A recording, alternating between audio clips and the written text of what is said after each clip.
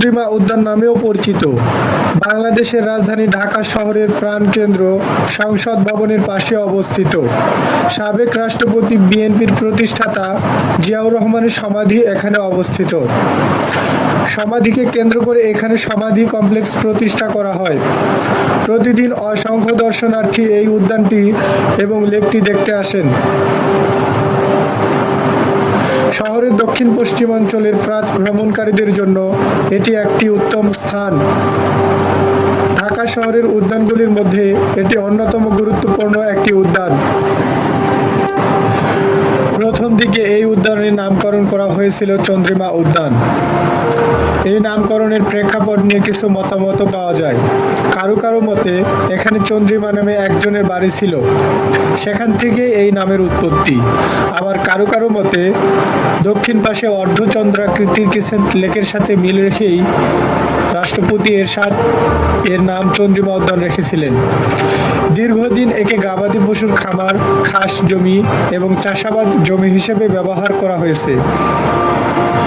1981 সালে এই স্থানে মরহুম রাষ্ট্রপতি জিয়াউর রহমানকে সমাধিস্থ করা হয় এবং এলাকাটিকে পরিষ্কার করে দর্শনার্থীদের জন্য মনোরম স্থান হিসেবে গড়ে তোলা হয়। পরবর্তী সময়ে জিয়াউর রহমানের স্ত্রী বেগম খালেদা জিয়া প্রধানমন্ত্রী নির্বাচিত হওয়ার পর চন্দ্রিমা উদ্যানের নাম পরিবর্তন করে একে জিয়া উদ্যান নামকরণ করেন। 1996 সালে ক্ষমতায় এসে আওয়ামী লীগ সরকার জিয়া উদ্যানের নাম পরিবর্তন করে আবারও চন্দ্রিমা উদ্যান করেছিল। পরে বিএনপি ক্ষমতায় এসে সেটার নাম পরিবর্তন করে জিয়া উদ্যান নামকরণ করে। পরবর্তীতে আবারও আওয়ামী লীগ সরকার ক্ষমতায় এসে এর নাম পরিবর্তন করে চন্দ্রিমা উদ্যান রাখে। এখন এই স্থানটি কারো কাছে চন্দ্রিমা উদ্যান, আবার কারো কাছে জিয়া উদ্যান নামে পরিচিত। 2024 সালের আগস্টে শেখ হাসিনার নেতৃত্বাধীন আওয়ামী লীগ সরকারের পতনের পর চন্দ্রিমা উদ্যানের নাম পরিবর্তন করে জিয়া উদ্যান রাখা হয়েছে। চন্দ্রিমা উদ্যানটি শেরেবাংলা নগরের কেন্দ্রস্থলে অবস্থিত। চন্দ্রিমা উদ্যানের দক্ষিণে জাতীয় সংসদ ভবন, উত্তরে চীন মৈত্রী আন্তর্জাতিক সম্মেলন কেন্দ্র ও বাণিজ্য মেলার মাঠ, পশ্চিমে গণভবন এবং পূর্বে তেজগাঁ পুরানো বিমানবন্দর অবস্থিত। এই উদ্যানটি 74 একর জায়গা জুড়ে বিস্তৃত। চন্দ্রিমা উদ্যান ও জিয়াউর রহমানের সমাধি কমপ্লেক্স দেশের একটি দৃষ্টিনন্দন স্থাপনা।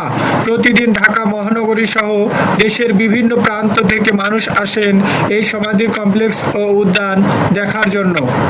চন্দ্রিমা উদ্যানে জিয়াউর রহমানের সমাধি কমপ্লেক্স নির্মাণ শুরু হয় 2002 সালের ডিসেম্বর মাসে। 74 একর জমির সবুজ শ্যামলিময় এর অবস্থান। গৃহায়ন ও গণপূর্ত মন্ত্রণালয় ওই প্রকল্পটি বাস্তবায়ন করে। সমাধির পূর্ব ও পশ্চিমে রয়েছে ক্যান্টিন, দক্ষিণে ঝুলন্ত সেতু, উত্তরে মেমোরিয়াল হল ও মসজিদ। তৎকালীন রাষ্ট্রপতি ও বিএনপির প্রতিষ্ঠাতা জিয়াউর রহমান 1981 সালের 30 মে ভোররাতে চট্টগ্রাম সার্কিট হাউসে নিহত হন। পরদিন তার লাশ চট্টগ্রাম থেকে 17 মাইল দূরে রাঙ্গুনিয়া ইঞ্জিনিয়ারিং কলেজের পাশে পাহাড়ের ঢালুতে দাফন করা হয়। সেখান থেকে 1 জুন জিয়াউর রহমানের লাশ ঢাকায় নিয়ে আসা হয়।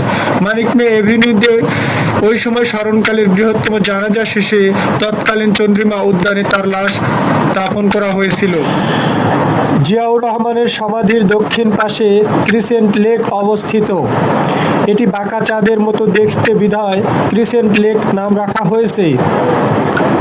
এটির দক্ষিণ পাশে চমৎকার করে সিঁড়ি তৈরি করা হয়েছে ও দর্শনার্থীদের বসার স্থান করা হয়েছে চারপাশ জুড়ে।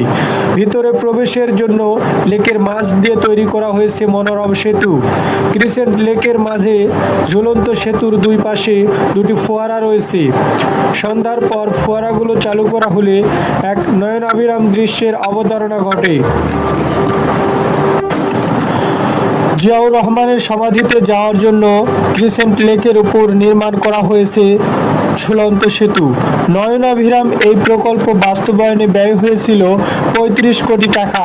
জাতীয় সংসদ ভবনের স্থপতি লুই আইকানের মাস্টার প্ল্যানের নকশার সঙ্গে সামঞ্জস্য রেখেই চন্দ্রিমা উদ্যানের আধুনিকীকরণ করা হয়েছিল।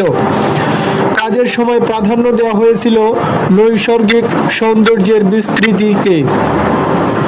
২০০৪ সালের ৭ নভেম্বর ব্রিজটি উদ্বোধন করেন তৎকালীন রাষ্ট্রপতি অধ্যাপক ইয়াজউদ্দিন আহমেদ ও প্রধানমন্ত্রী বেগম খালেদা জিয়া।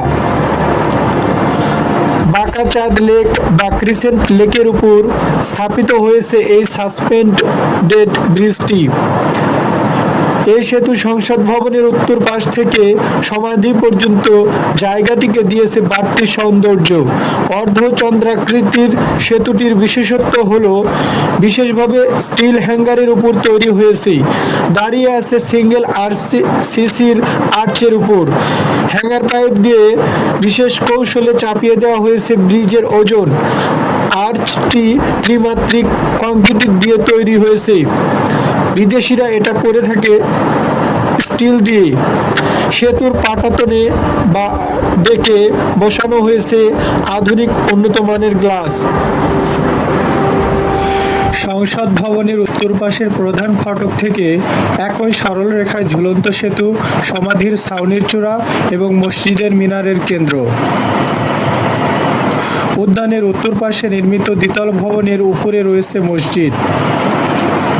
এই ভবনে রয়েছে বিশ্রামের জায়গা, নিচে আর্কাইভ ও গবেষণাগার এবং পাঠাগার ও ১০০ জন ধারণ ক্ষমতার একটি সেমিনার হল। এটি ২০০৬ সালের ১৯শে মার্চ উদ্বোধন করেন তৎকালীন গণপূর্ত মন্ত্রী মির্জা আব্বাস। যে সকল দর্শনার্থী এই মসজিদে নামাজ পড়বেন অবশ্যই জুতা চোট থেকে সাবধান থাকবেন। প্রতিদিন ভোরবেলা থেকে সকাল ৮টা পর্যন্ত এখানে চলে বিভিন্ন দলে বিভিন্ন নামে ভাগ হয়ে গ্রুপ ভিত্তিক শরীরচর্চা। এখানে যে শরীরচর্চা গ্রুপগুলো আছে তার মধ্যে সবচেয়ে বড় গ্রুপ ১০০০ সদস্যের চন্দ্রিমা ফিটনেস ক্লাব, যা বাংলাদেশের সর্ববৃহৎ ফিটনেস ক্লাব হিসেবে পরিচিত।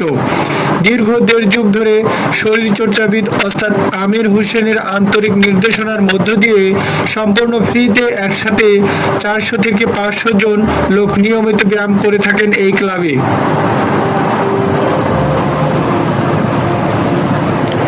গত ১৫ বছর চন্দ্রিমা আর জিয়া নামের রদবদল হলেও বদলায়নি উদ্যানের পরিবেশ, হয়নি কোনো সংস্কার কাজ ও উন্নয়ন।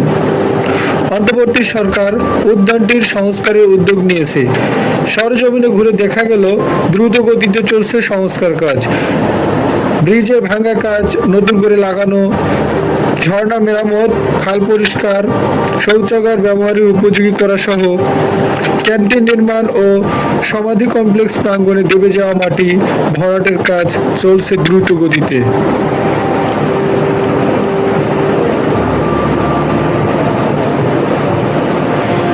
প্রিয় দর্শক, আজকে এ পর্যন্তই। আপনি যদি ভ্রমণপ্রিয় ও প্রকৃতিপ্রেমী হন, জিয়া উদ্যানে আপনাকে স্বাগতম। আমাদের ভিডিওটি ভালো লাগলে একটি লাইক দিন। কেমন লেগেছে মতামত জানাতে ভুলবেন না। আমাদের চ্যানেলটি সাবস্ক্রাইব করে না থাকলে অবশ্যই সাবস্ক্রাইব করুন। দেখা হবে পরবর্তী কোনো ভিডিওতে অন্য জায়গা নিয়ে। সে পর্যন্ত আমাদের সাথেই থাকুন। শুভেচ্ছা নিরন্তর।